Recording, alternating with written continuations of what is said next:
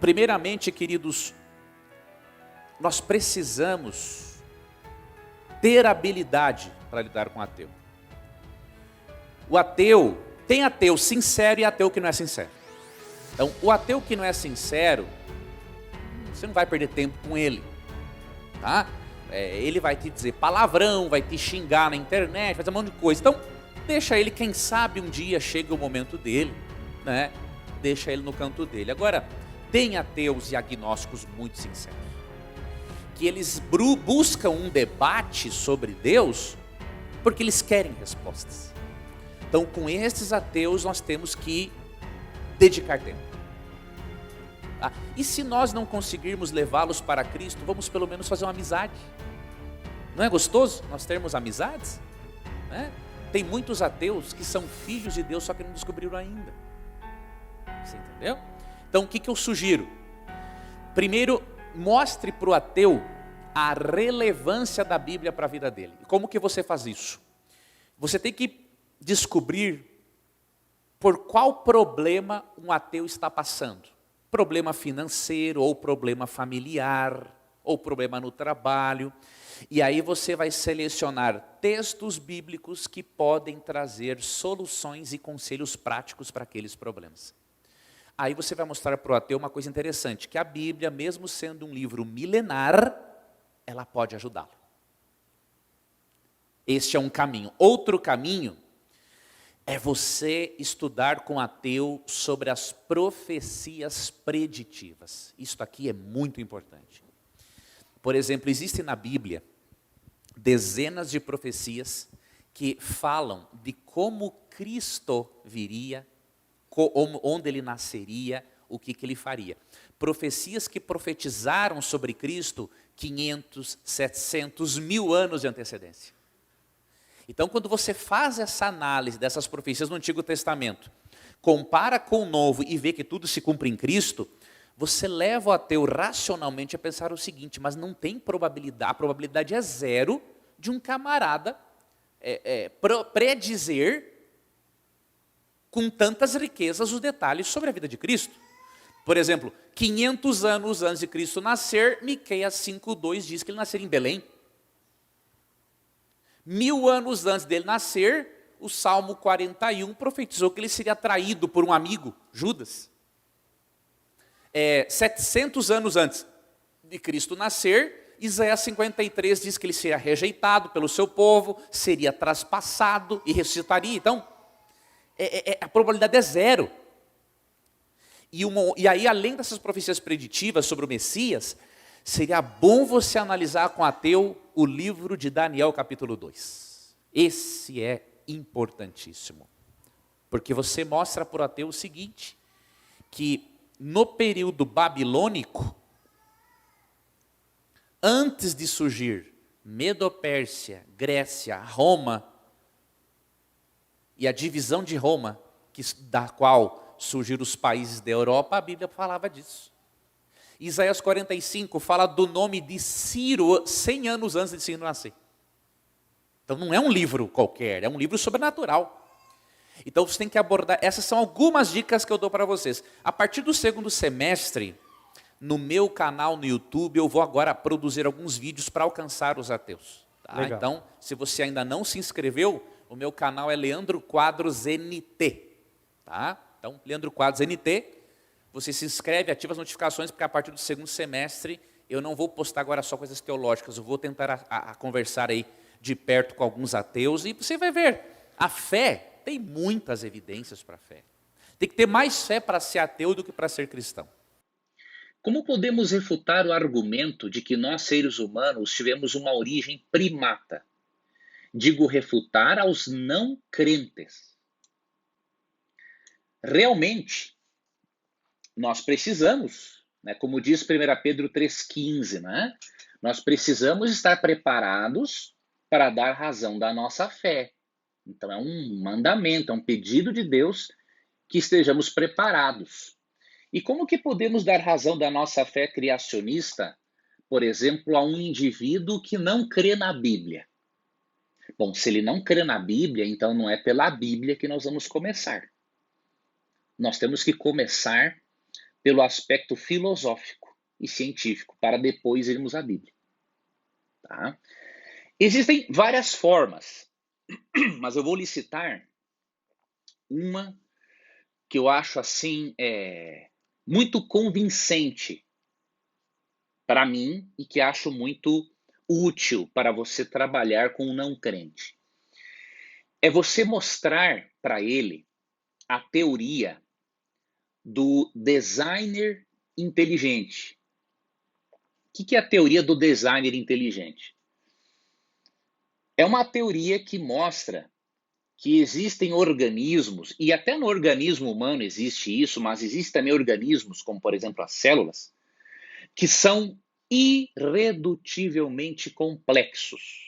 Ou seja, para eles existirem, eles devem ter surgido da forma como existiram, porque senão eles não existiriam. Vou te dar um exemplo de complexidade irredutível: a coagulação do sangue. É impossível a coagulação do sangue existir através de um processo macroevolutivo. Se isso fosse assim, o primeiro primata que se cortou teria saído todo o sangue dele e não teria existido ninguém. Tá? Então, a coagulação do sangue envolve uma quantidade de processos químicos irredutivelmente complexos, e isto é uma evidência clara demais, e só não vê quem não quer, que a coagulação sanguínea não evoluiu, ela surgiu, pá, juntamente com os seres criados. Né? Então esse é um dos argumentos do Michael Behe.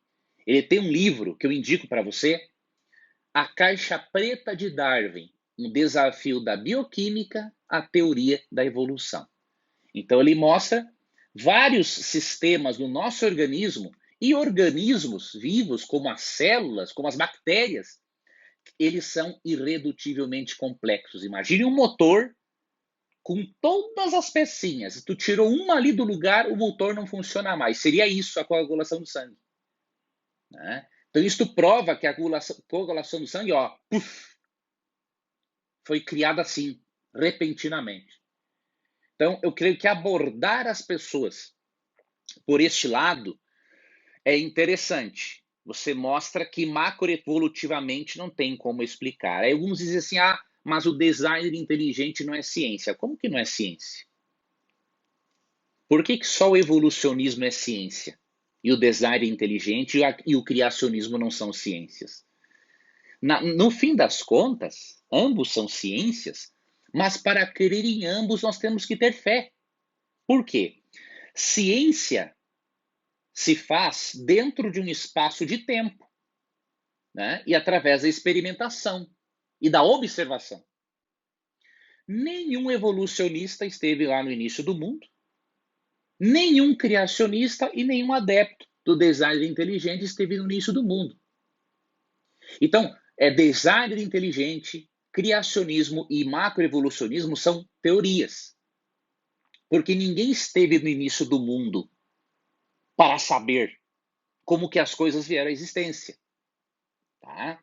Agora, quem crê na palavra de Deus, quem crê em Jesus, não tem dificuldades em saber que o mundo foi criado por Deus. Agora, para um não crente, temos que argumentar desta forma. Ou seja, que ele também tem que ter fé para crer que viemos de primatas, porque ninguém estava lá para saber.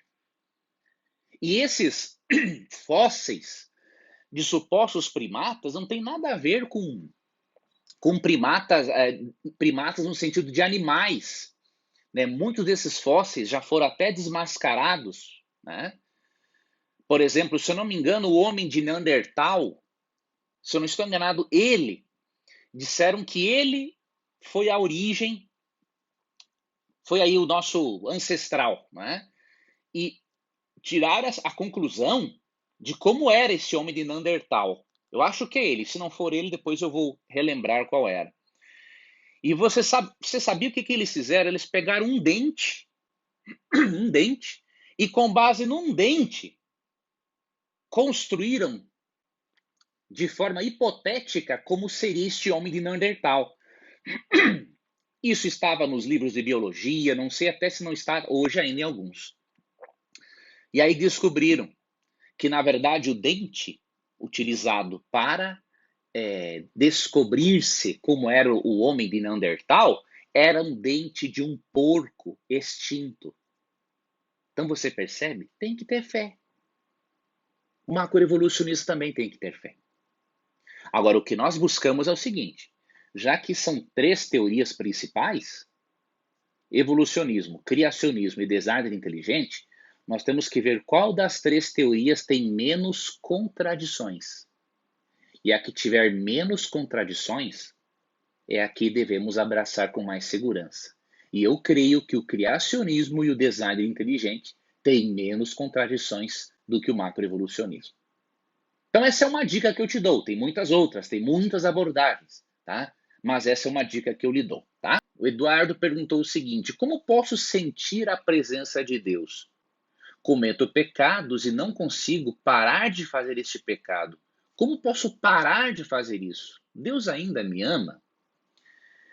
Eduardo, é muito importante que você entenda que quando nós aceitamos a Cristo como Salvador pessoal, Ele nos liberta do poder do pecado, não somos mais escravos, mas Ele não nos libertou da presença do pecado. E por quê? Porque Ele ainda não voltou e não glorificou, não transformou o nosso corpo, a nossa mente e a nossa natureza interna. O que isso indica? Que se Cristo nos liberta do poder do pecado, como lemos Romanos 7,12, mas não nos liberta da presença, como vemos Paulo afirmando isso em Romanos 7, 14 até o 24, Paulo dizendo: miserável homem que sou, né? Quem me livrará do corpo desta morte? Aquilo que eu quero fazer, eu não faço. Aquilo que eu não quero, eu faço. Então, o que acontece? Ele liberta você da escravidão do pecado. Você não vai mais praticar o pecado na mesma frequência e constância de antes, quando você não conhecia Cristo. Mas você continuará sendo um pecador, porque Cristo não voltou para glorificar, transformar o seu corpo. Então, o que você pode fazer? Você tem que ter a mesma esperança de Paulo, a mesma fé que Paulo tinha, apesar das suas lutas contra o pecado. Leia Romanos 7 para você ver a luta que o apóstolo Paulo teve, e eu vou te mostrar a esperança que ele teve depois de descrever a sua luta contra o pecado. Leia Romanos 7, dos versos 7 ao 25. E no verso 25, veja a esperança dele. Graças a Deus por Jesus Cristo, nosso Senhor. Então esta é a nossa esperança.